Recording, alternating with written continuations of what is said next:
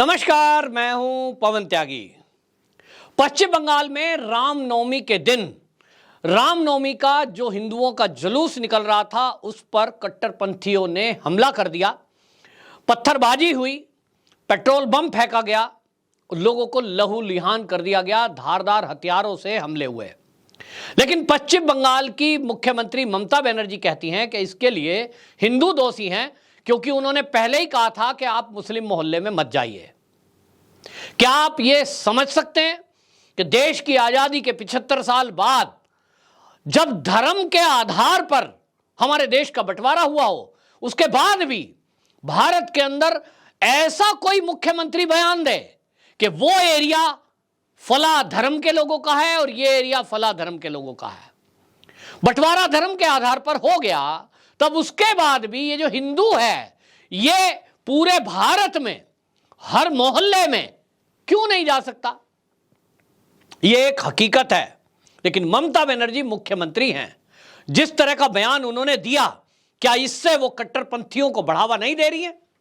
जब उन्होंने ये बयान दिया कि आप मुस्लिम मोहल्लों में ना जाइए, इसके अलावा अगर मुख्यमंत्री जिम्मेदारी महसूस करती तो कहती कि मुसलमानों से मैं कहना चाहती हूं कि भाईचारा बनाए रखें, और यदि कोई इस भाईचारे को तोड़ेगा, रामनवमी के जुलूस पर यदि किसी ने कोई हमला किया तो उनके घर पे बुलडोजर चल जाएगा, उनको मैं सख्त सजा दूंगी। लेकिन नहीं, ममता दीदी का तो वोट बैंक खिसक जाता।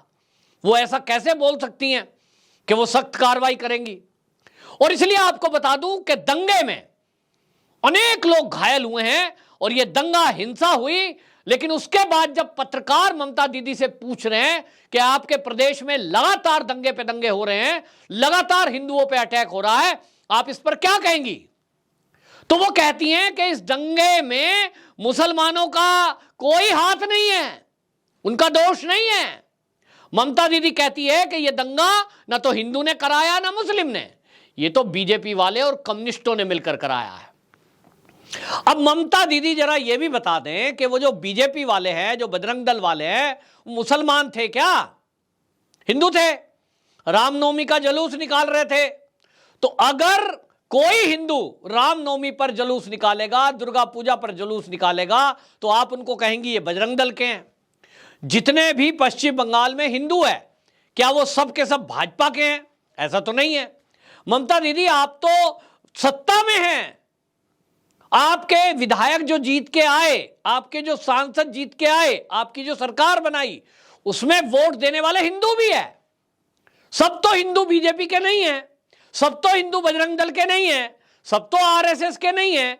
आपको जिन्होंने वोट दिया, जिसके कारण आप सत्ता में आई, वो तो टीएमसी के भी है। तो आपको कहना तो यह चाहिए था कि दंगाइयों पर मैं सख्त एक्शन लूंगी, लेकिन आप ऐसा नहीं करती। और ध्यान भटकाने के लिए आप धरना प्रदर्शन कर देती हैं पहले ही शुरू।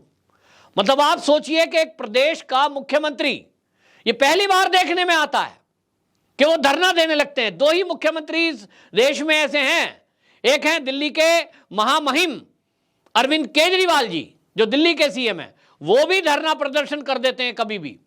अब तो आजकल कम कर दिया, शुरुआत में आपने देखा किस तरह से धरना प्रदर्शन। और एक है ममता दीदी, तो धरना प्रदर्शन कर रही है, मनरेगा का पैसा नहीं दे रहे हैं, कभी कहेंगी हमारी योजनाओं का पैसा नहीं दिया जा रहा है। तो भैया, इसके लिए धरना प्रदर्शन, प्रेस कॉन्फ्रेंस करने की जरूरत नहीं है। हां, प्रेस कॉन्फ्रेंस करके अपनी बात कह सकती हो, आपकी बात सुनी जाएगी, मीडिया तो सुनता है, डालता है। लेकिन आप उसके लिए धरना करें तो भाई, धरना करना है तो जरा दिल्ली में करें, पश्चिम बंगाल में क्यों कर रही हैं? अटेंशन कराने के लिए, वहां की जनता के लिए, कि अगर जो पश्चिम बंगाल में अनियमितता हो रही है उसके लिए कोई और जिम्मेदार नहीं है, मैं तो कतई जिम्मेदार नहीं हूं, उसके लिए तो मोदी जिम्मेदार है। और वहां से फिर वो मैसेज क्या दे रही है? अगर आप मनरेगा की बात कर रहे हो, कोई केंद्र ने योजना का पैसा नहीं दिया, दीदी, वहां से ये कहने के बजाय आप कहो 2024 में मोदी का मुकाबला करने के लिए विपक्ष एकजुट हो जाए। सब विपक्षी यही बोल रहे हैं, तो एकजुट तो हो जाए, लेकिन कौन पीएम फेस होगा, तो उस पर ये कहते हैं पहले चुनाव लड़ेंगे, बाद में तय करेंगे। भैया, पहले बताओ, पहले तो बताओ, ऐसा वोट मिलता है क्या? किसी का 3% वोट है, किसी का 2% वोट है, किसी का 5% वोट प्रतिशत है, पूरे देश के आंकड़े से अगर हिसाब से लगाएंगे।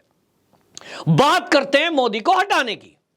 जिस मोदी को हटाने के लिए ये विपक्ष के नेता एकजुटता की बात कर रहे हैं, चाहे उसमें ममता बनर्जी हो, चाहे उसमें अरविंद केजरीवाल जी हो, फिर चाहे उसमें कांग्रेस के राहुल गांधी, प्रियंका गांधी वाड्रा हो, फिर चाहे शरद पवार जी हो, ये जितने नेता मोदी का मुकाबला करने की बात कर रहे हैं, इनको समझ लेना चाहिए कि भारतीय जनता पार्टी का अकेला वोट बैंक वो 40% है। ये कहिए कि मोदी का वोट प्रतिशत 40% पूरे देश में है। अब मोदी का मुकाबला करने के लिए आपके पास कोई विपक्ष के पास ऐसा लीडर है क्या कि जिसका वोट प्रतिशत 40% हो, और बल्कि 40 है तो 45 वाला चाहिए? किसी का नहीं है। पूरे वोट के देश के हिसाब से देख लें तो अरविंद केजरीवाल जी दिल्ली या तो पंजाब, उसके अलावा 2 जगह के अलावा तो सरकार भी नहीं है। वोट प्रतिशत क्या है?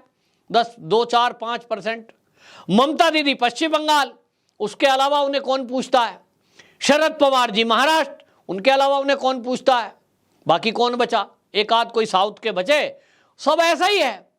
बात करते हैं मोदी के मुकाबले की। असली बात यह है कि इनकी जो नाकामियां हैं प्रदेश की, उनको छुपाने के लिए ये इस तरह की बातें करते हैं। अरविंद केजरीवाल जी भी ये समझ रहे हैं कि वो मोदी को रिप्लेस नहीं कर सकते। मोदी को हराना असंभव है उनके लिए। जो आदमी गुजरात में फेल हो गया, जहां मोदी जी अब मुख्यमंत्री बने हुए उनको अरसा हो गया, 8-9 साल निकल गए, उसके बाद भी गुजरात में मोदी जी के नाम पर लोगों के अंदर दीवानगी है। और इस तरह से उत्तर प्रदेश हो गया, मध्य प्रदेश हो गया, जहां मोदी खड़े हो जाते हैं लाइन वहीं से शुरू हो जाती है। अब आप जान रहे हैं कि हटा तो सकते नहीं, तो इसलिए क्या करो? इसलिए बस बदनाम करने की कोशिश करो जितना कर सकते हो। मोदी की पर्सनैलिटी को डाउन करने के लिए दुनिया में बदनाम करो। देश में भ्रष्टाचार सिद्ध कर नहीं सकते तो झूठ बोलो, विधानसभा में खड़े होकर भाषण दो, मोदी जी अडानी से मिल गए। अरे आपने कह दिया मोदी जी अडानी से मिल गए, अडानी की फर्मों में मोदी जी का ही पैसा लगा हुआ है। लेकिन भाई धरातल पर आज जो मीडिया है उसमें तो इंटरनेशनल मीडिया भी है, वो चाह रहा है कि मोदी जी की कोई कमी दिख जाए, कहीं बैंक का खाता पता चल जाए, कहीं जमीन प्लॉट पता लग जाए, कोई गाड़ी दिख जाए कहीं मोदी के नाम पे हो, कहीं बड़े बड़े खेत हो, कहीं सोना छुपा के रखा हो। ये कोई अरविंद केजरीवाल जी थोड़ा ही, ये तो इससे भी बड़ी पार्टी कांग्रेस, उससे भी बड़ा मीडिया और सब कुछ तामझाम लिए हुए वामपंथी, उससे भी बड़े एनजीओ जिनके लाइसेंस रद्द किए हैं, ऐसे 3000 से अधिक एनजीओ चलाने वाले महारथी, ये सारे लोग मिलकर के ये चाह रहे हैं कि मोदी का कोई भ्रष्टाचार पता लग जाए। तो अरविंद केजरीवाल जी आपने जो बयान दिया उस पर कितने लोगों ने यकीन किया? किसी ने नहीं, क्योंकि सब जान रहे हैं कि जितना मीडिया, गुप्तचर विभाग, और भैया आपके पास तो आईबी के पूर्व अधिकारी भी थे, कोई सबूत पेश नहीं कर पाए कि मोदी जी ने भ्रष्टाचार से कोई कमाई की है, कोई आमदनी इकट्ठा की है। तो लोग देख रहे हैं कि भाई ये तो जो बयानबाजी करते हैं बस केवल बयानबाजी करते हैं। और इसलिए ममता दीदी ने भी वही रास्ता पकड़ा है कि अपनी नाकामी छुपाएं, जबकि 2024 का जब चुनाव आए तो पश्चिम बंगाल की जनता जब उनसे पूछे कि भैया हिंदुओं को टारगेट किया जा रहा है पश्चिम बंगाल में, बार बार मारा जा रहा है, बार बार हिंसा की जा रही है, इस पर आप क्या कहेंगी? तो वो कहेंगी भाई दंगे की बात मत करो, मनरेगा का पैसा नहीं दिया है मोदी ने। लोग कहेंगे सड़क क्यों नहीं बनी, मोदी ने पैसा नहीं दिया है। अरे भैया आपके पास जो फंड था वो कहां गया? क्या आपने वो रोहिंग्याओं को लुटा दिया जो पैसा आपको मिलता है? इस पे जवाब ना देना पड़े तो बात को घुमा दो। और इसीलिए आपको बता दूं अमित शाह जी एक्शन में आए हैं।